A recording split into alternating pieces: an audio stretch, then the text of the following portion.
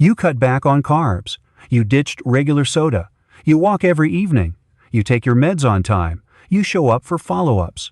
And still, every time you look at your labs, your fasting blood sugar is high or barely budges. At night, you get leg cramps and can't sleep. During the day, you feel wiped out. A lot of people with prediabetes or type 2 diabetes are standing exactly where you are, and they usually blame themselves, "I must not have enough willpower." But the issue often isn't just how much you're eating. It's that your body may be running low on key micronutrients, minerals, and vitamins, and your eating, sleep, and movement aren't working together like a coordinated system.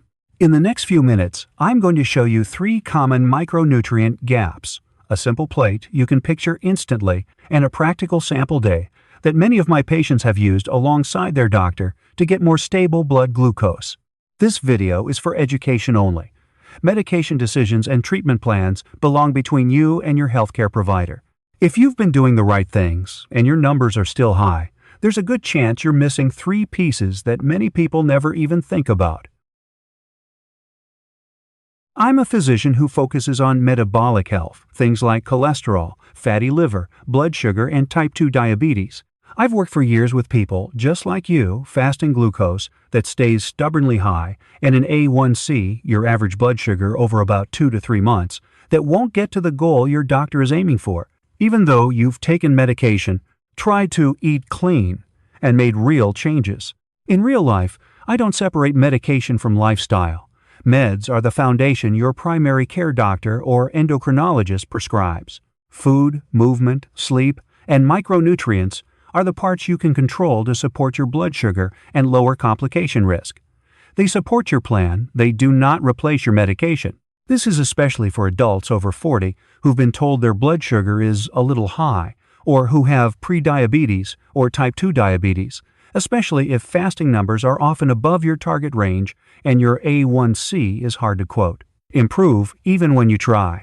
If that's you, stay with me, because we're going to get into a very common set of overlooked causes. I want you to take an honest look at yourself for a second.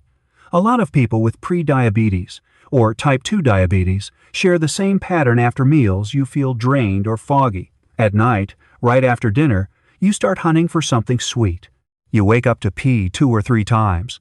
Your hands or feet tingle like pins and needles.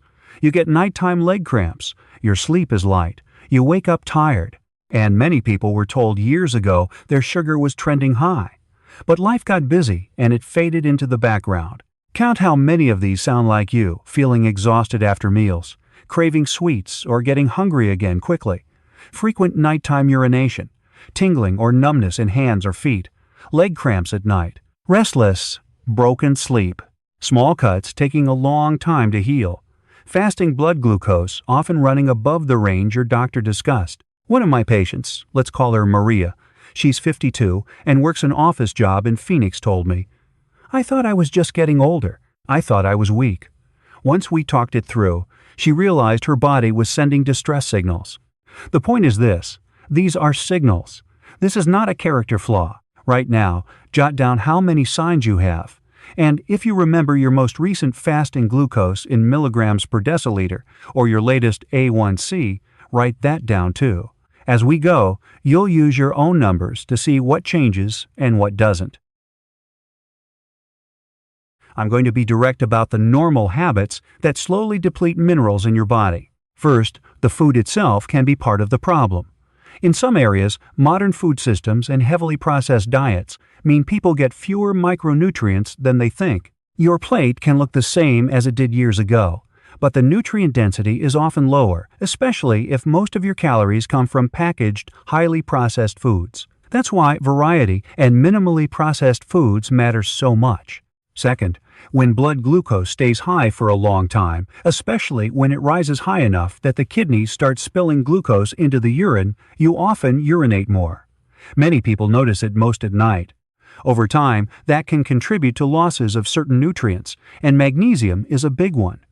Other micronutrients vary by the person, their diet, and other health issues. So, frequent nighttime urination doesn't just wreck your sleep and energy. Over time, it can be one more reason your body runs low on key nutrients. Third, Certain medications and long-term stress can add to the drain. Diuretics, some blood pressure meds, and some acid-reducing stomach medicines can affect absorption or increase losses of minerals in some people. And chronic stress, money stress, work stress, health stress can increase the body's demand for magnesium as your nervous system stays on high alert. A very common mistake is leaning too hard on sugar-free processed foods, packaged snacks, diet desserts, zero-sugar soda, protein bars that are basically candy in disguise. They may have less sugar, sure, but they're often low in fiber, low in micronutrients, and loaded with additives. Compared with real meals, vegetables, beans, fish, lean meats, eggs, yogurt, nuts, they're mostly calories, with a healthy-looking label. Another common issue, skipping breakfast or doing only sweetened coffee plus a pastry. That's a morning with almost no protein, no fiber, and not much in the way of minerals. So, it's not only how much you eat, it's what you eat and how much of the micronutrients your body can actually hold on to. Tonight, take one day of eating and do a quick count how many items were packaged or highly processed versus fresh foods you cook simply. That number alone tells you a lot about how your body is being fueled. Let me tell you about another patient. Let's call her Linda. She's 56 and works as an accountant in Columbus, Ohio. For years, every time she had a checkup and her doctor said her blood sugar was creeping up, she blamed herself. "I'm lazy. I mess up. I can't control myself."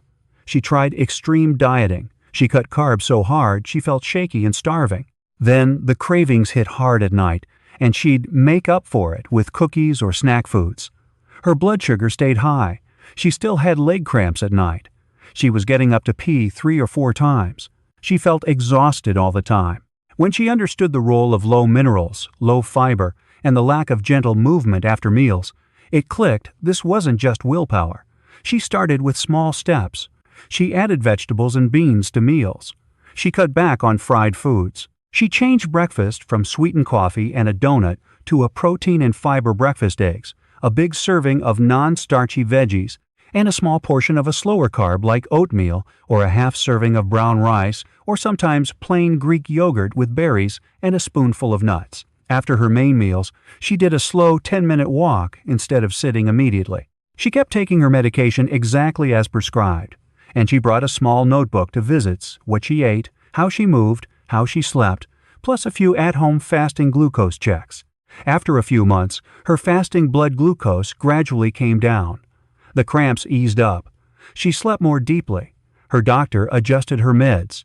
Linda did not cut or stop anything on her own. And she said something I'll never forget. "I wasn't failing. I just didn't have the right map to follow with my medication and my doctor."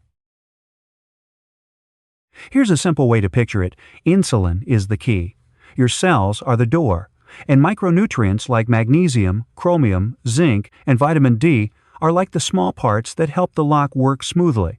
When those supports are in place, a reasonable amount of insulin can help move glucose from the blood into the cell to be used for energy. When you're low on these supports, the lock gets sticky. You need more key to open the same door. In real terms, your pancreas has to push out more insulin. Over time, your cells respond less and less. That's insulin resistance. Then high blood sugar can increase nutrient losses through urine, which can worsen deficiencies, especially magnesium for many people. So you get this loop low, minerals can worsen insulin resistance. Insulin resistance pushes blood sugar higher. Higher blood sugar can increase losses, and the cycle reinforces itself. Over years, that's part of what wears down small blood vessels in the eyes, kidneys, and peripheral nerves, and that's the groundwork for many common diabetes complications. The key point, this loop usually isn't created by one bad meal. It builds over time low micronutrients, low movement, poor sleep, chronic stress, and repeated high blood sugar. When you start supporting the small pieces, more balanced meals, foods rich in minerals, consistent movement, better sleep, you help slow that spiral and gradually shift its direction while you continue the treatment plan your doctor prescribed.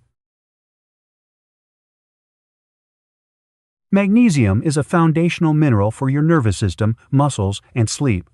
Some research suggests that when people with type 2 diabetes improve magnesium status, blood glucose control may improve modestly. But results are mixed. Some studies show benefit, others are less clear. So think of magnesium as support, not a cure.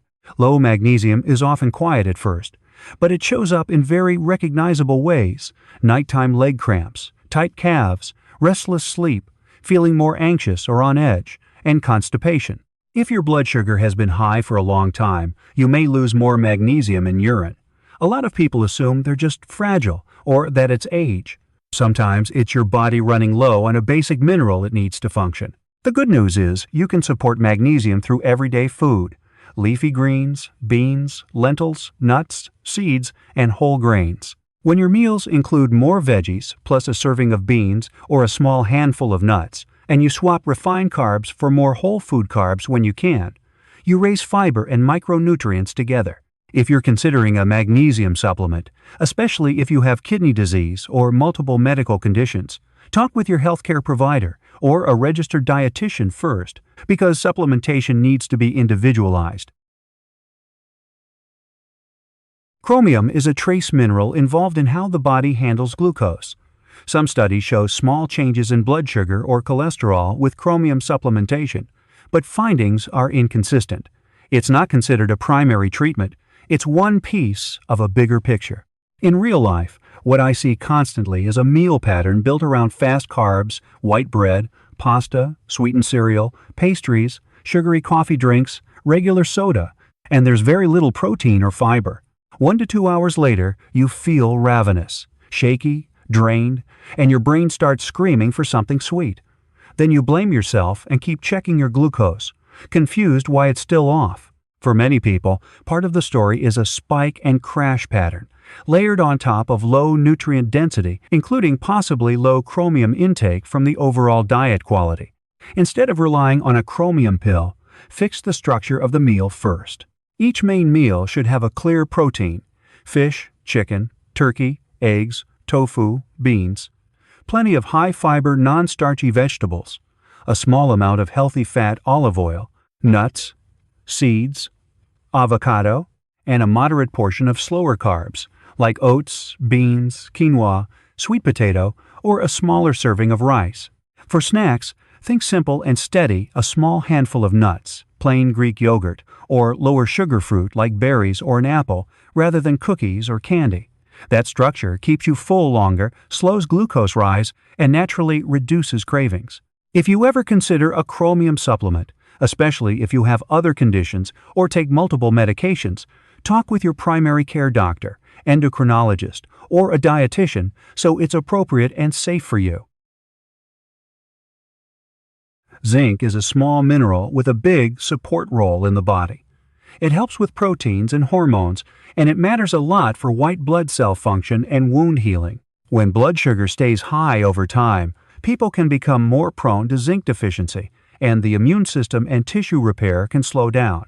In prediabetes and type 2 diabetes, low zinc can show up as familiar signs: small cuts on your feet or hands that take a long time to close, infections that happen more easily, recurring sore throats or skin irritation, athlete's foot that keeps coming back, more hair shedding than usual, food tasting bland, or a weaker sense of taste and smell. These aren't just skin issues. They can be signs your immune barrier is under strain. Preparation and overall diet matter for absorption, and zinc supplements should be used only when indicated and guided by a clinician or dietitian. Too much zinc for too long can throw off other minerals and create new problems. Vitamin D isn't only about bones. A lot of research suggests it may be related to insulin sensitivity and metabolic health, but we still don't have enough evidence to treat vitamin D like a diabetes medication. Supplementing should be individualized and discussed with your doctor, especially if you're on several medications. In practice, many adults, especially older adults, people who get little sun, or people in larger bodies, are low in vitamin D and don't realize it. Breakfast is where I see a major difference. Many patients start the day with fast sugar, a sweet coffee drink, a pastry, or instant noodles. Then comes the crash: sleepy, heavy-headed, and hungry again quickly. Compare that with a protein and fiber breakfast, Boiled eggs or an omelet, oatmeal made with unsweetened milk or mixed with plain Greek yogurt, plus nuts or seeds, and a small portion of fruit like berries or half an apple. This kind of breakfast raises blood glucose more slowly, keeps you full longer, reduces late morning cravings, and makes it easier to include foods that support micronutrients. And when you include foods like eggs, certain fish, or appropriate dairy, you're also supporting vitamin D intake through diet. If you suspect low vitamin D or want a supplement, talk with your healthcare provider about testing and the right dose. For main meals, the easiest method is to picture one simple plate. Half the plate is non-starchy vegetable salad, roasted veggies, steamed veggies, sautéed greens, whatever you enjoy. 1/4 is lean protein, fish, chicken, turkey, lean meat, tofu, eggs, beans. The last quarter is slower carbs, a smaller portion of brown rice, quinoa, beans, sweet potato, or a controlled portion of regular rice or pasta if that's what you have. Add a little healthy fat like olive oil, avocado, nuts, or seeds. Within those groups, it's easy to work in magnesium, chromium, and zinc sources, leafy greens, beans, nuts, seeds, without making your meals feel diety. Put that next to a plate that's mostly refined carbs with fried foods and a sugary drink. You can feel just as full, but your blood glucose response is completely different. The refined carb plus fried plus sweet drink combo tends to spike glucose faster, swing harder, and leave you tired, craving more, and over time increases complication risk. The half vegetables, quarter protein, quarter slower carb plate helps glucose rise more gradually and keeps you full longer. If you remember nothing else, remember this: half vegetables, quarter protein, quarter slower carbs. Today, sketch what your most recent lunch or dinner looked like. Then compare it to this plate. How far off is it? Next week, adjust one piece at a time. In the morning, instead of rushing out with a sugary coffee and a pastry, start with protein and fiber. Think eggs with veggies, or oatmeal with plain Greek yogurt and nuts, or a breakfast bowl with beans, eggs, salsa, and greens. This helps blood sugar rise more slowly, keeps you alert longer, and reduces cravings. During the day, try not to sit for long stretches. After each main meal, stand up and do a gentle 5 to 10 minute walk around your home, your office, or the block. Sip water throughout the day. Those small steps help muscles pull glucose out of the bloodstream and help insulin work more effectively. One patient, let's call him James, he's 62 and lives in Tampa, used to say, "I'm too old to start exercising."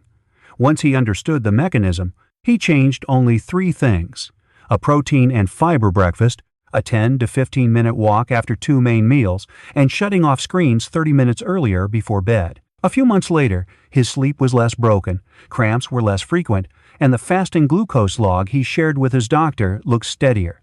His medication was still adjusted by his doctor. He did not reduce anything on his own. In the evening, go lighter than lunch.